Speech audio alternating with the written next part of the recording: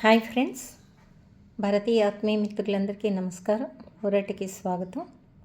మళ్ళీ అనుకోకుండా గ్యాప్ రావటం అనేది జరిగింది. సాధారణంగా అందరూ కూడా మానసిక ఆరోగ్యం గురించి మాట్లాడుతూ ఉంటారు.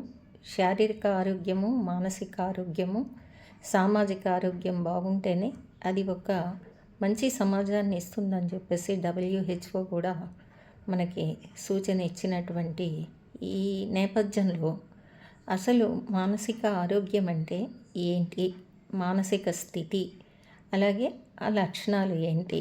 మానసిక ఆరోగ్యం గురించి చూస్తే ఎంతోమంది డాక్టర్స్ చెప్పినటువంటివి వరుసగా కనిపిస్తున్నాయే తప్పితే దీనికి మానసిక ఆరోగ్యం అనేది దానికి సంబంధించినటువంటి జాగ్రత్త తీసుకోవటం అనే దానిపైన ఒక చట్టం ఉందని చెప్పేసి ఆ చట్టం గురించి ఎక్కువగా ఇక్కడ మనకు ఈ సోషల్ మీడియాలోన లభించడం లేదు.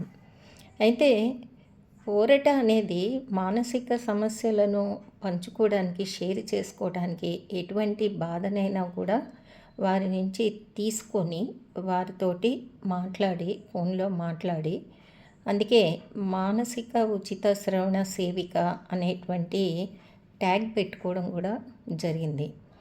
అసలు ప్రస్తుతానికి వచ్చేస్తే మానసిక ఆరోగ్యం అంటే అసలు ఏంటి, ఎటువంటి లక్షణాలు ఉంటే మనం మామూలుగా ఇది ఆరోగ్యం అంటే మంచి ఆరోగ్యానికి, దేహ దారుఢ్యానికి కావలసినవి ముఖ్యంగా ఏం చెప్తామంటే మంచి ఆహారము, అలాగే వేళకు సరిపడినటువంటి నిద్ర, శరీరానికి ఎంత కావాలో అలసట తీరటానికి అంత నిద్ర, ఇక వ్యాయామం, విశ్రాంతి, ఇవి ఆరోగ్యంగా ఉండటానికి మనిషికి కావలసినటువంటి లక్షణాలుగా చెప్తూ ఉంటాం.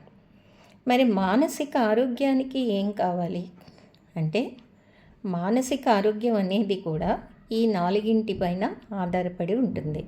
ఏదైతే మనం చెప్పామో ఆహారము, అలాగే నిద్ర, విశ్రాంతి, వ్యాయామం, వీటితో పాటుగా ఏదైనా సరే తినగలిగేట్టు ఉండేటువంటి నాలికకు కలిగేటువంటి రుచి ముఖ్యం. ఆకలి వేసినప్పుడు చూసిందంతా తినలేని పరిస్థితి ఉంటే మానసికంగా ఏదో ఆ స్థితి కొంచెం అనుమానమే. అలాగే నిద్ర రాకపోతే, నిద్ర వేళ అయినప్పటికీ కూడా నిద్ర రాలేదు అంటే కూడా ఆ మానసిక స్థితిని బట్టి నిద్ర అనేది వస్తుంది.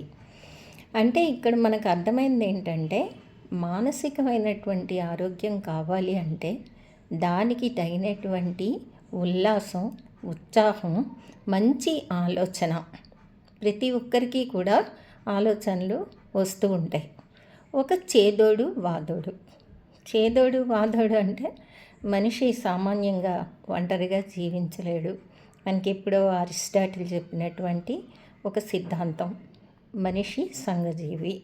చేదోడు వాదోడుగా మనకున్నటువంటి పరిసరాలు, పరిస్థితులు ఉన్నప్పుడు అదే రకంగా ఆ మనిషికి ఆహ్లాదం అంటే ఆహ్లాదం ఎలా వస్తుంది?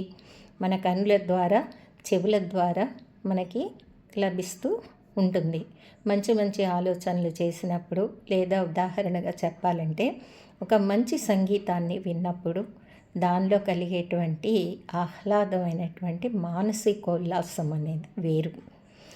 ఇదే రకంగా ఇంకో రెండు విషయాలు ఉంటాయి, సంతోషము, ఆనందం. ఎప్పుడూ కూడా ఆనందంగా ఉండటం, ఆనందము, సంతోషము రెండు ఒకటే కదా. కానీ రెండిటికి కూడా చిన్న చిన్న భేదాలైతే నేను చెప్తాను. ఇప్పుడు ఆనందం అంటే మనకు సంబంధించి కలిగినటువంటి స్థితి, ఏదో వ్యక్తిగతంగా ఒక మంచి విషయాన్ని సాధించాం, లేకపోతే ఉదాహరణగా పరీక్షలో మంచి మార్కులు వచ్చాయి, లేదా మనల్ని చూడటానికి ఎవరో ఇష్టమైన బంధువులు వచ్చారు, లేదంటే ఒక విహారయాత్ర చేసాము, మనసుకి చాలా ఉల్లాసంగా, ఆహ్లాదంగా, అదే రకంగా ప్రశాంతంగా ఉంది. అప్పుడు దీన్ని ఇటువంటి కలిగేటువంటి ఈ పరిస్థితిని సంతోషం, ఆనందం అంటాం. మరి సంతోషం అనేది ఏంటి? ఆనందం నుంచి ఈ సంతోషం అనేది ఏ రకంగా తేడా కలిగి ఉంటుంది?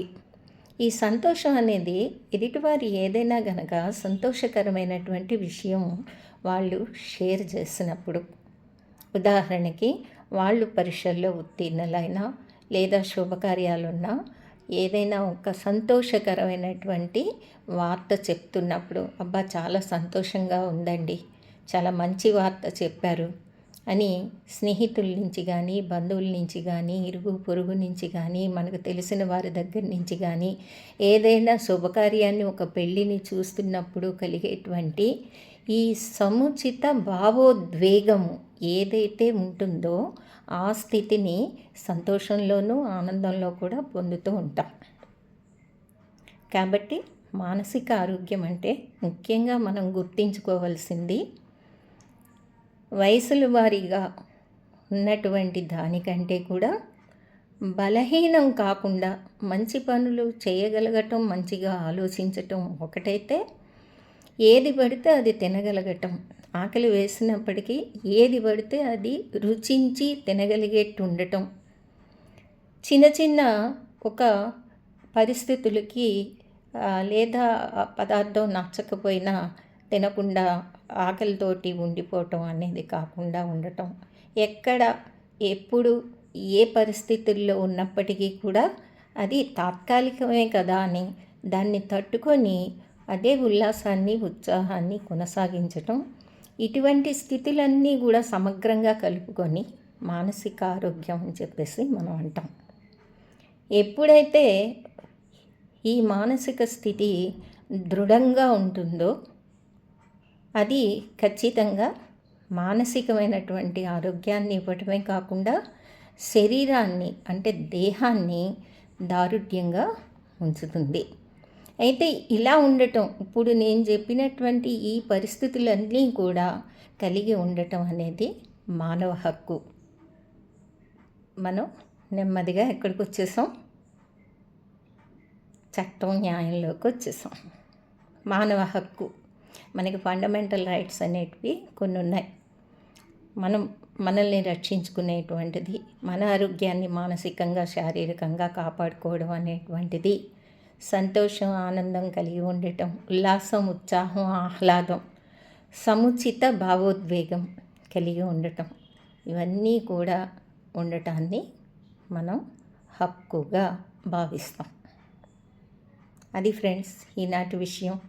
మీకు ఊరట నచ్చినట్టయితే లైక్ చేయండి, షేర్ చేయండి, సబ్స్క్రైబ్ చేయండి. నెక్స్ట్ మళ్ళీ ఇంకో ఎపిసోడ్తో మనం కలుసుకుందాం. Good day.